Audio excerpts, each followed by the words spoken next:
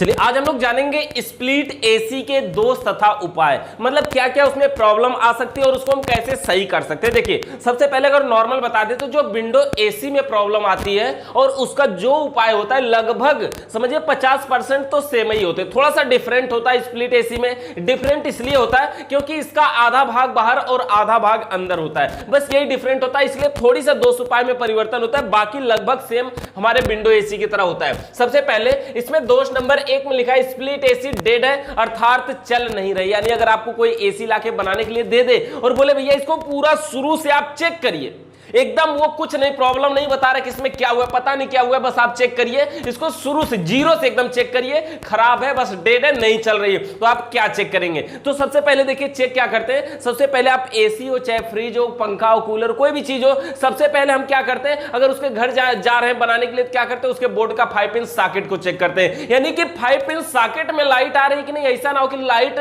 Socket में ही ना आ रही हो और हम दोष दे रहे कि एसी नहीं चल रही है ना। मतलब सबसे पहले क्या करना है 5 पिन सॉकेट में सप्लाई चेक करना है, अगर वो सही है तो उसके मेन लीड को चेक करेंगे। मेन लीड का मतलब क्या होता है जो 5 पिन सॉकेट से एसी तक लेकर के जो सप्लाई आती है, उसके बाद हम मेन लीड को चेक करते हैं। मेन लीड भी सही है, एसी को चलाते हैं चलती नहीं है। पीसीबी हटा करके कंप्रेसर को डायरेक्ट चला करके चेक करते हैं, कंप्रेसर डायरेक्ट चलाने से अगर चल रहा है, अगर कंप्रेसर डायरेक्ट भी नहीं चल रहा है तो कंप्रेसर खराब और ऑप्शन है उसको बदलना, लेकिन अगर डायरेक्ट चलाने से चल रहा है और पीसीबी कैपेसिटर वोल्टेज रिले लगाने से नहीं चल रहा है तो सभी भागों को जो इलेक्ट्रिक भाग है उसको बारी बारी से चेक करेंगे और खराबी भाग को निकालकर नया प्रयोग करेंगे। देखते हैं इसमें क्या लिखा है। देखिए सर्वप्रथम 5 पिन सॉकेट में सप्लाई चेक करेंगे कि लाइट आ रही कि नहीं, यदि यह सही है तो एसी के मेन लीड को चेक करेंगे, यदि यह भी सही है तो कंप्रेसर को डायरेक्ट चलाकर देखेंगे, अगर कंप्रेसर डायरेक्ट चलाने से चल रहा है तो रिले कैपेसिटर पीसीबी को बारी बारी से चेक करेंगे और खराबी भाग को निकालकर नया प्रयोग करेंगे। इस प्रकार से हम उसको नॉर्मल एकदम जीरो लेवल की जो चेकिंग है, मतलब 5 पिन सॉकेट चेक कर लीजिए, मेन लीड को चेक कर लीजिए, उसके बाद कंप्रेसर को चला करके देख लीजिए। जानते हैं सब कुछ कंप्रेसर ही तो है ना, मेन मोटर कंप्रेसर है ना, जो कुछ है कंप्रेसर चल गया खर्चा कम हो गया, अगर कंप्रेसर नहीं चलता तो खर्चा बढ़ जाता ना।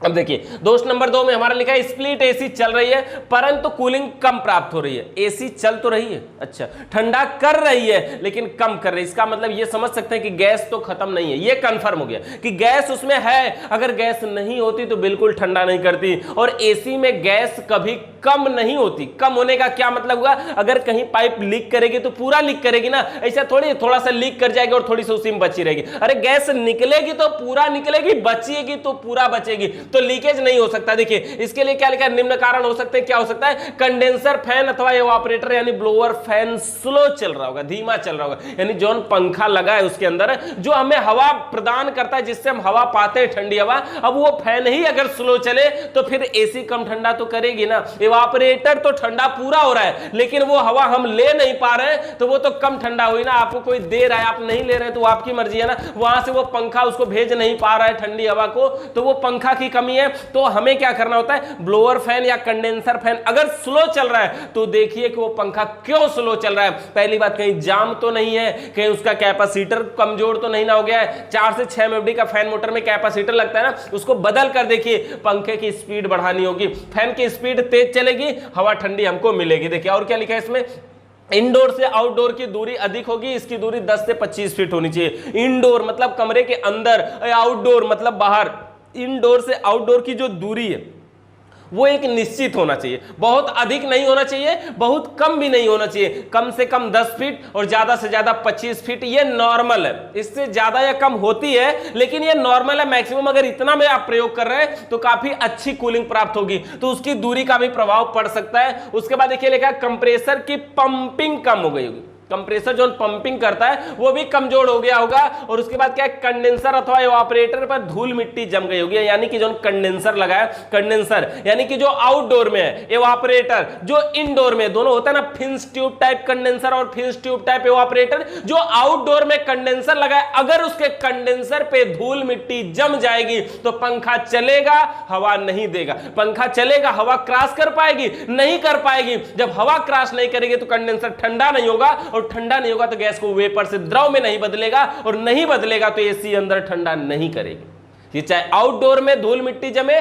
चाहे इनडोर में धूल मिट्टी जमे, अगर कंडेंसर या इवापोरेटर पे धूल मिट्टी जम जाएगी, हवा क्रॉस नहीं कर पाएगी, तो ऑटोमेटिक वो कम ठंडा करेगा। और कारण क्या है कि वो ठंडा काम ही नहीं कर पाएगा। कंडेंसर पे धूल मिट्टी जमेगी, वो गैस को वेपर से नहीं बदल पाएगा। इवापोरेटर पे अगर धूल मिट्टी जम गई तो जो ब्लोअर फैन है हवा इवापोरेटर से खींच रहा है, वो खींच ही नहीं पाएगा कमरे की हवा को, तो ठंडा कहां से करेगा। तो ये सबसे इंपॉर्टेंट है। एसी को सर्विस लोग हर 3 महीने 6 महीने बाद क्यों करवाते? इन्हीं धूल मिट्टी को साफ करने के लिए। तो सबसे महत्वपूर्ण यह भी कारण हो सकता है, कोई एसी अगर कम ठंडा कर रही है तो उसका एक बहुत महत्वपूर्ण कारण हो सकता है कि उसके कंडेंसर या इवापोरेटर पे धूल मिट्टी जम गई होगी, या पंखा स्लो चल रहा होगा, या साइज कमरे की दूरी बड़ी होगी, या कमरे की साइज के अनुसार एसी भी छोटी हो सकती है। मतलब समझ रहे हैं, बड़ा सा हॉल है, लगा दिए आधा टन की एसी, कितना कूलिंग करेगी? नहीं कर पाएगी ना। मतलब उसकी एक क्षमता होती है ना, खूब बड़ा का गड्ढा खोदना, आप ही को एक आदमी को लगा दिया जाए तो उसकी क्षमता नहीं अगर है तो कैसे खोद पाएगा ना। तो ये एक क्षमता की भी बात है ना कि एसी कमरे के साइज के अनुसार एसी कम पावर की लगाई होगी। अगर ऐसा भी है तो एसी कम ठंडा कर पाएगी, है ना, एसी कम ठंडा कर पाएगी। कमरे के दरवाजे अथवा खिड़कियां खुली होंगी। लो, ये भी एक प्रॉब्लम हो सकती है कि दरवाजे या खिड़कियां अगर खुली होंगी या बार बार कोई खोल रहा होगा, दरवाजे या खिड़कियां या तो खुली होंगी या कोई बार बार खोल रहा है, बंद कर रहा है। अगर ऐसा भी हो रहा है तो एसी कम ठंडा करेगी। कम ठंडा तो मतलब वो तो अपना काम पूरा करे, लेकिन बाहर की हवा अगर कमरे में आ जा रही तो उसका कौन सा दोष है? मतलब ये एसी की प्रॉब्लम नहीं है, ये आपकी प्रॉब्लम है कि उसको सही करिए, दरवाजे खिड़कियों को बंद रखिए। क्योंकि एसी जो टेम्परेचर को चेंज करता है ना, एसी का काम क्या होता है? एयर कंडीशनर, हवा के टेम्परेचर को बदलना, किसी कमरे या किसी बड़े स्थान में उपस्थित हवा के तापक्रम को कंट्रोल करना या बदलना एयर कंडीशनर कहलाता है। इसके बाद देखिए क्या, एसी की अपेक्षा कमरा बड़ा होगा। हाँ, हो सकता है एसी अगर कम पावर की लगाई है, कमरा बड़ा है। गैस की कैपेसिटी कमजोर हो गई। देखिए ये हम बोलने को बोलते हैं गैस की कैपेसिटी कमजोर हो गई होगी। जब हमको कोई उपाय समझ में नहीं आता ना, फाइनली बोल देते गैस की कैपेसिटी कमजोर है और दोबारा गैस चार्ज करना पड़ेगा, और गैस चार्ज करेंगे जो भी प्रॉब्लम होगी सब सही हो जाती है। अच्छा, ये पीसीबी सेंसर से सेटिंग कम कर दी गई होगी। रिमोट से जो सेटिंग है, कोई लड़का छेड़छाड़ किया होगा, कम कर दिया गया, वो 2-2 मिनट चलने के बाद बंद हो जा रही होगी, तो सेंसर से सेटिंग कम कर दी गई होगी। चलिए नेक्स्ट हमारा देखिए क्या है, दोष नंबर तीसरा कि स्प्लिट एसी चल रही है परंतु कूलिंग आवश्यकता से अधिक प्राप्त हो रही है। ये भी एक प्रॉब्लम है। एसी है, चल रही है, लेकिन ठंडा आवश्यकता से ज्यादा कर दे रही है। ये भी एक प्रॉब्लम है ना कि ठंडा तो कर रही है लेकिन बहुत ज्यादा कर दे रही है। इसके लिए क्या होगा? देखिए इसके लिए निम्न कारण हो सकते हैं कि पीसीबी का सेंसर वायर काम नहीं कर रहा होगा। सेंसर वायर समझते हैं, जो हमारे नॉर्मल फ्रिज में थर्मोस्टेट की पूंछ इवापोरेटर से टच होती है ना, जो कूलिंग को कंट्रोल करती है, उसी तरह से स्प्लिट एसी में पीसीबी, मतलब जब वायरिंग किया जाता है तो पीसीबी का एक तार इवापोरेटर में ले जाके टच करवा दिया जाता है। ये क्या करता है? एसी के टेम्परेचर को चेक करता रहता है। अच्छा, इतना टेम्परेचर हुआ, इतना हुआ, अब हम सेटिंग कम कर देंगे, सेटिंग कर देंगे हम इसकी 30 पे, तो ठंडा होने देगा? ये नहीं होने देगा। थोड़ा सा ही ठंडा 28 तक पहुंचा तब ले बंद हो जाएगा, थोड़ी सी ठंडा हुआ 28 तक पहुंचा तब तक बंद हो जाएगा। तो जो हमारी सेटिंग है, देखिए सेटिंग क्या होती है, ये 16 से लेकर 30 तक होती है टेम्परेचर की सेटिंग। अगर आप 16 करते हैं तो बहुत ज्यादा ठंडा करेगी, अगर आप 30 करते हैं तो ठंडा नहीं करेगी। नॉर्मली लोग इसको 19, 20, 21 पे चलाते हैं। 19, 20, 21 पे चलाना चाहिए इसको, ये नॉर्मल टेम्परेचर है। अगर ये टेम्परेचर आप बढ़ा देते हैं 20, 22, 25, 26 कर देते हैं तो गर्मी मिलेगी। अगर ये नॉर्मल आप कर देते हैं, कम से कम 16 पे कर देते हैं, तो आपको ठंडी हवा मिलेगी, देर तक मिलेगी, ज्यादा ठंडा करेगा। तो उसकी सेटिंग से भी कम कर दिया गया होगा, या ये थर्मोस्टेट का पीसीबी का वायर जो है वो काम नहीं कर रहा होगा। ऐसा भी हो सकता है कि आपने जो थर्मोस्टेट का ये पीसीबी का वायर है, कूलिंग को कंट्रोल करने वाला, जो इवापोरेटर से टच है, वो काम नहीं कर रहा होगा। ऐसा भी तो हो सकता है। अगर वो काम नहीं करेगा तो फिर ठंडा नहीं कर, ये कूलिंग को कंट्रोल नहीं कर पाएगा, यानी खराब हो गया है ना। या तो वो वायर टच नहीं है, या तो वायर काम नहीं कर रहा है, और सेंसर वायर इवापोरेटर से हट गया होगा, टच नहीं है तो भी कम ठंडा करेगा। चाहे इनडोर से आउटडोर की दूरी कम होगी। अब उसमें क्या प्रॉब्लम थी? एसी जब कम ठंडा कर रही थी कह रहे थे दूरी अधिक होगी, लेकिन जब अधिक ठंडा कर रही है तो कह रहे हैं दूरी कम होगी। ये भी हो सकता है कि इनडोर से आउटडोर की दूरी कम होगी, तो एसी के अनुसार कमरा छोटा होगा। ऐसा भी हो सकता है कि एक छोटा सा रूम है, यहां पर लगाना था आधा टन की एसी, अब 2 टन का लगा करके बैठे हुए हैं। ठंडा करेगा, बहुत अधिक ठंडा करेगा, इतना ठंडा करेगा ना कि रात में सोए तो पता चला सुबह तक सोए ही रह गए, है ना। ये स्प्लिट एसी चल रही है परंतु कमरे में लगातार पानी टपक रहा है। ये पानी टपकना एक बहुत अजीब समस्या। फ्रिज में भी होने वाली एक बहुत बड़ी समस्या है। फ्रिज में भी बार बार एवापोरेटर से पानी टपकता है, कभी कभी ज्यादा एवापोरेटर से पानी टपकता है। देखिए पानी टपकने का मतलब है कि चोक, स्प्लिट एसी में चोक हो गया होगा। लेकिन एक और कारण होता है यार, बहुत स्पेशल, बहुत, अगर जीरो लेवल से देखें ना तो एक विशेष कारण यह मिलता है कि फ्रिज में सबसे ज्यादा हमने देखा कि जब दरवाजा खोला जाता है तो उसमें ज्यादा पानी टपकता है। इसका कारण क्या है कि घर में बच्चे होंगे, वो बार बार खोल रहे हैं बंद कर रहे हैं, खोल रहे हैं बंद कर रहे हैं, खोल रहे हैं बंद कर रहे हैं। इससे क्या होगा, जब खोल के बंद करेंगे ना तो उससे गैस निकलती है। फ्रिज का दरवाजा हम खोलते हैं तो उसमें से गैस निकलती है ना, जिसका नाम होता है CFC, क्लोरोफ्लोरोकार्बन, CFC, क्लोरोफ्लोरोकार्बन। वो जो गैस निकलती है, अब बार बार खोलेंगे बंद करेंगे गैस निकलेगी, और जो बाहर के वातावरण की हवा है वो अंदर चली जाएगी। और जब बाहर वाली हवा अंदर जाएगी तो पहले से ठंडी हवा है, ये नॉर्मल हवा जा रही है, ये हवा जाते ही वहां ठंडा होगी, और इतना ठंडा होगी ना कि पानी बन जाएगी, और पानी बन के वही टपक जाएगी। हम कहेंगे अच्छे ज्यादा पानी टपक रहा है, मतलब समझ रहे हैं ना। फ्रिज का दरवाजा अगर बार बार खोलेंगे या बंद करेंगे तो भी पानी टपकेगा। और देखिए इसमें पानी टपकने का क्या कारण लिखा है, इंडोर का इंस्टॉलेशन ठीक प्रकार से नहीं होगा। ये भी सही बात है। इंस्टॉलेशन का मतलब समझते हैं, उसको लगाने की विधि, उसकी जो फिटिंग है। इंडोर से पानी तो टपकता ही है हर हाल में, लेकिन अगर वो पानी कमरे में टपक रहा है तो ये हमारी गलती है। क्या हुआ, उसके पाइप को निकाल करके हम एक पाइप के सारे दीवार में ड्रिल मार के पीछे की साइड में पानी गिरा लेते हैं, या पीछे जगह नहीं है तो जहां कहीं भी जगह हो वहां तक पाइप लेके जाते हैं और पानी गिराते हैं ना, तो वो पानी गिराने का एक रास्ता बनाते हैं। स्प्लिट एसी के सेटिंग ऐसे ठीक लगाना नहीं है, सीधा हल्का सा तिरछा लगाते हैं, एवापोरेटर से टपका हुआ पानी आसानी से उस रास्ते तक पहुंच सके। तो ये इंस्टॉलेशन की बात हो गई कि अगर उसको थोड़ा सा तिरछा नहीं लगाएंगे तो वो क्या करेगा, पानी कमरे में टपकना स्टार्ट कर देगा। इंडोर की पाइप जाम हो गई होगी, हाँ ये भी हो सकता है कि जो पाइप है इंडोर से जो पानी टपक करके जो बाहर तक लेके जा रही है, अगर वो पाइप कहीं जाम हो जाएगी, उसमें कोई कचड़ा उचड़ा भर जाएगा तो कैसे वो पानी को जाने देगी, जाने देगी नहीं जाने देगी ना। वो पाइप जाम हो जाएगी तो नहीं जा पाएगा। तो ऐसी सिचुएशन में आप फिटिंग सही से किए भी रहेंगे तो भी पानी नहीं जा पाएगा। क्या करना होगा, हमको किसी भी तरीके से उस पाइप की सर्विस करना है, उस पाइप को साफ करना है, तब जाकर के वो सही होगा। तो इंडोर की पाइप जाम हो गई होगी। देखिए एसी के डिस्प्ले पर आने वाले एरर कोड, देखिए ये जो एरर कोड की बात करेंगे, इसमें कुछ एरर कोड तो है, लेकिन ये जो एरर कोड है ना, हर कंपनी का एरर कोड अलग अलग आता है। और एरर कोड जो है ना वो बहुत सारे होते हैं, ढेर सारे। जैसे आप वीडियोकॉन का, LG का और कैरियर का, जिस भी कंपनी के एसी का देखेंगे, सभी कंपनियों का एरर कोड अलग अलग होता है, अलग अलग होता है। एरर कोड के लिए एक मोबाइल पे प्ले स्टोर पे एप्लीकेशन भी कोई है, उसको भी देख सकते हैं, थोड़ा सा लगभग सही काम करता है, वो भी बताता है। और देखिए एसी के डिस्प्ले पर बार बार यहां पे क्या लिखा है, F3 लिख कर आ रहा है, यानी कि कोई एसी है उसके डिस्प्ले पे F3 लिख कर आ रहा है। तो क्या क्या हो सकता है, देखिए एसी के अंदर की गई वायरिंग कहीं ढीली होगी, तार कहीं लूज होगा, ऐसा हो सकता है, या फिर रेजिस्टेंस या डायोड कहीं शॉर्ट कर गया होगा, पीसीबी चेक करिए, या फिर पीसीबी खराब हो गई होगी, अतः इसको चेक करेंगे और पीसीबी के खराब होने पर उसे बदल देंगे, है ना। पीसीबी को रिपेयर हम नहीं करते हैं। इसके बाद देखिए क्या है एरर कोड, अच्छा ऐसा अगर आ रहा है, समझ लीजिए कि F3 लिख के आ रहा है, यानी पीसीबी से खराबी है या वायर कहीं ढीला हो गया है। अच्छा अगर एसी के डिस्प्ले पर बार बार E5 लिख कर आ रहा है, E5, E5 लिख कर आ रहा है, तो क्या होगा, देखिए वोल्टेज कम होगा, वोल्टेज कम होगा, यानी कि 220 वोल्ट आना चाहिए, 180 या 200 वोल्ट आ रहा होगा। इसके लिए साधारण स्टेबलाइजर का प्रयोग करेंगे। अच्छा स्टेबलाइजर का आउटपुट 220 वोल्ट से कम नहीं होना चाहिए, अगर कम रहेगा तो समझिए कि यही वाली प्रॉब्लम आएगी, E5 लिख कर आएगा, उसे चेक करेंगे और स्टेबलाइजर के खराब होने पर स्टेबलाइजर भी बदल देंगे। एसी के अंदर की हुई वायरिंग कहीं ढीली होगी, अतः उसे भी ठीक कर लेंगे, यानी इसमें भी प्रॉब्लम हो सकती है। यानी कि जो एसी की वायरिंग है, तार ढीला होगा तो E5 और F3 भी आ सकता है, इन दोनों में से कोई भी हो सकता है ना, एक प्रॉब्लम। अच्छा एसी के डिस्प्ले पर बार बार E6 लिख कर आ रहा है, E6 ये चोक का लक्षण है। चोक मतलब एसी में चोक हो गया होगा, चोक मतलब समझते हैं ना, किसी कारण से सिस्टम में गैस का बहाव रुक जाए उसे चोक कहते हैं। यानी कि एसी में किसी कारण से अगर गैस का बहाव रुक जाए उसे चोक कहते हैं। तो देखिए क्या इसका मुख्य कारण सिस्टम चोक हो गया होगा।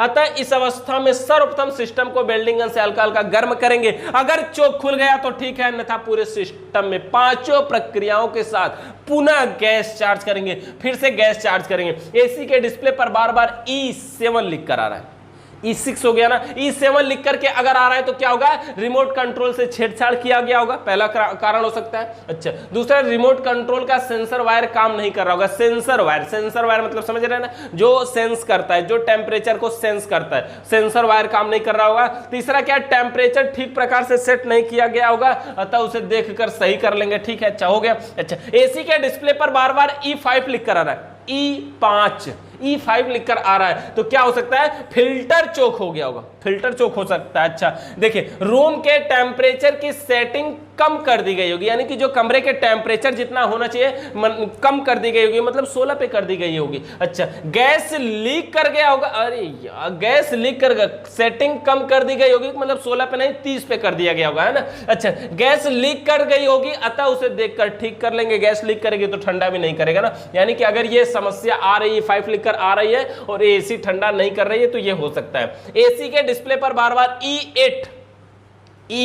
E8 मतलब 8 लिखकर आ रहा है, तो क्या हो सकता है, कंडेंसर पर धूल या मिट्टी जम गई होगी, मतलब समझ रहे हैं, इस कंडीशन में एसी कम ठंडा करती है। कंडेंसर पर हवा का सर्कुलेशन ठीक प्रकार से नहीं हो रहा होगा, अरे धूल मिट्टी जम जाएगी तो ऐसा ही नहीं ठीक प्रकार से हवा उस पर लग पाएगी, क्रॉस कर पाएगी। कूलिंग कॉइल अथवा कैपिलरी कहीं जाम होगी, कूलिंग कॉइल मतलब एवापोरेटर, कैपिलरी ट्यूब मतलब कैपिलरी ट्यूब कहीं जाम होगी, और सिस्टम का फिल्टर चोक हो गया होगा, अतः उसे देखकर ठीक कर लेंगे। ठीक है, ओके, ये हमारा दोष और उपाय और ये एरर कोड। अच्छा, स्प्लिट एसी में एक आउटडोर से 2 इंडोर को ठंडा कराना, आउटडोर एक लगाइए, अंदर 2 एसी, 2 रूम में ठंडा करवा लीजिए, ऐसा भी कर सकते हैं। लेकिन ये जो सेटिंग है ना, ये पूरा 100% सक्सेस नहीं है, और इसमें एक प्रॉब्लम है, एक कंडीशन होती है कि ये जो आउटडोर लगेगा ये बड़ी साइज में लगाना होगा, और जो इनडोर लगेगा वो उसकी अपेक्षा छोटी साइज में लगाना होगा। मतलब अगर आउटडोर आप 2 टन वाले का लगा रहे हैं तो इंडोर 1-1 टन का 2 लगा लीजिए, है ना, तो एक ही आउटडोर रहेगा, 2 इंडोर रहेगा, आपका काम हो जाएगा,